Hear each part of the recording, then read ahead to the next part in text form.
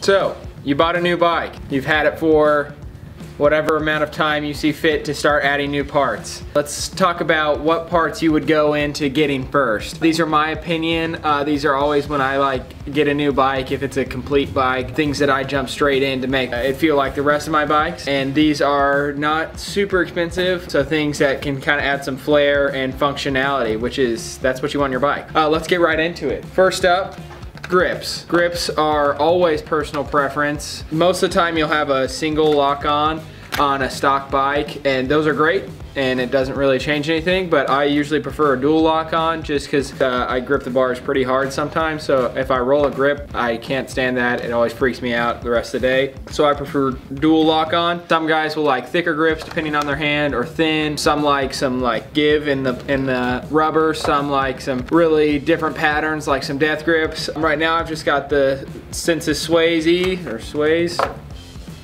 I don't know how to pronounce stuff, you'll find that. This is just a really good grip. Most grips are, $25 to $30. This is a $30 grip. You can buy it online, link below. Grips are always personal preference, but always one of the first upgrades that a lot of people do. You can add some flair with color or just some better feel. Up next, stem. So only thing with stem, you gotta match your bar diameter. So it's either a 35 diameter or a 31.8. A lot of the time stock bikes will come with at least like a 50 mil, which that's how long the stem is. This is a 35 mil stem. I always prefer a 35. I like the bar to be close. A shorter stem is better for descending, but it's usually worse for climbing, so keep that in mind. That would be my next upgrade, is shortening up my stem. A really common stem length is 40. 50 is not bad. Please don't ever add to your stem. I'm just kidding, guys, you can if you want. This is a Tidal stem. Tidal is Brett Reeder's company. Check it out. They're a sick company, and they make a really nice components, handlebars, stems. I've talked about them before, but this is a sick stem. That's what I run on all my bikes. I try to match my stem length and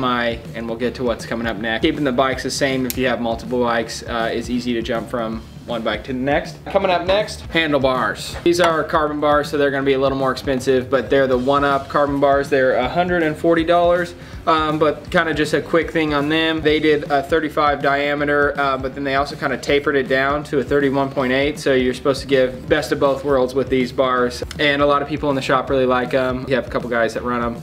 And are really happy with them. They're carbon too, so they're a little bit lighter, a little bit stiffer. Some people are afraid of carbon bars too, but it's okay, to each his own. On to why you would pick a handlebar. So a lot of the time you'll get 20 mil rise or less on a brand new bike. That's great, but if you're wanting to get into some more descending kind of stuff, you want to have a little more control, you want to be able to pop the bike a little more, rise is always good. So these are a 35 mil rise. I run a 38 on my Tidal bars. That's just what they come in. 40 is gonna be pretty high. 40 would probably be the cap. They do make 50 and 60, but I would not suggest going higher than that. Anything over a 20, probably a 30, I'd say, is the minimum for what I would consider a riser bar. Otherwise, you just can't really tell. It seems almost flat. But then one thing to notice, there will be different upsweep and back sweep. There will be different up sweep and back sweep. So if you do have multiple bikes and you do have different types of bars, and if they do have different up sweep and back sweep, the bikes might feel different going from different bike to bike. But always kind of, if you have the ability to get on some buddies' bikes, or you just have like 3 different types of aluminum bars, try them out, see which up sweep, back sweep, and rise is good for you. I personally like the 8% back and 5% up on the Tidal bars, and I like the 38, like I said. So, and you can always read stuff online. Coming up next, pedals. Most of the time, high-end bikes do not come with pedals. This is kind of like a gimme. Most likely, you're gonna get an aluminum or a composite pedal, and then you also have clipless pedals, either if they're SBDs or Crank Brothers. I ride flats, so that's what we're gonna talk about today. Highlighting the one-up aluminum pedals. The pin links are super long, and it's kind of a flat, small profile. That's kind of what I look into for a pedal, but another thing kind of like that goes along with grips is you'll find you have a pretty good preference on pedals. Look for pin length, you can look for concave, and then price. So aluminum's always going to be more expensive, so these are $125 pedals. If you look at something like Race Face Chesters that are composite, you still get the metal pins, but this body is composite. Those are gonna be around like 50 bucks. So if you're looking to save some money, you can get kind of a cheaper pedal, but they won't be as durable. That's kind of the downside. But I really like the 1-Up pedals. They stick really well. They will get into your shins, so that's any pedal. So just if you're doing crank flips and you almost land a double crank flip, but they hit your shin,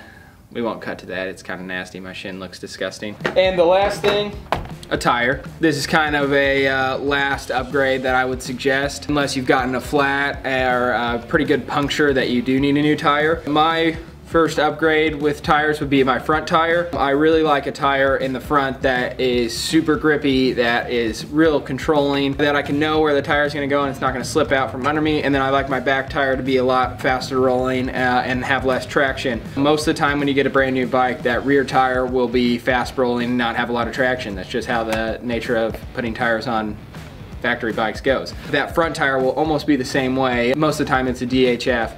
Nothing wrong with the DHF, but there is tires that are more grippy, a lot more tacky, and are a little bit slower in rolling, so you get that kind of downside. But my favorite front tire is the Assegai. I don't know if that's how you pronounce it, but that's how I pronounce it, so that's what you pronounce it as.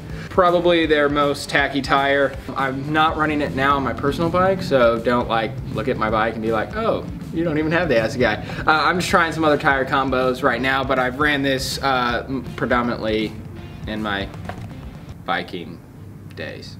But yeah, the Assegai is a great one. It can, you know, it can come in DH casing, double down, XO plus, XO. Comes in all the casings. I do have a double down right now in a 27.5. It's just what I'm holding, and it's $95. So that double down always adds it up, and it's also kind of heavy. So just be aware. These are some great upgrades that you can do to your bike, but you don't have to. It's your world, it's your bike. Make it what you want. Thanks for listening, guys. Tune in Friday. We got something special. Don't look behind me. Coming up, and then we got some cool things coming up after that. Please leave a like and subscribe below, and then check out our new website. It's in the description, and it has cool stuff that you can buy online. So appreciate it.